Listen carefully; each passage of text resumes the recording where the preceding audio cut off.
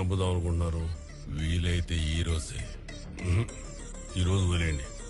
రేపు ములాఖాత్ అస్సలు కుదరదు. ప్రోగ్రామ్ ఎల్లుండికి ప్లాన్ చేసుకోండి. సరే అయితే. కానీ ఓ విషయం బాగా గుర్తుపెట్టుకోండి. నేను మీకు ఆ రోజు దుర్గాన్ని చంపడానికి జస్ట్ అరగంట మాత్రమే టైం ఇస్తా. మీరు ఆ టైంలోపే వాడిని వేసేయాలి. ఒకవేళ వేయలేదనుకో మళ్ళా మీకు వాడిని చంపే అవకాశం ఏమను. వెళ్ళండి.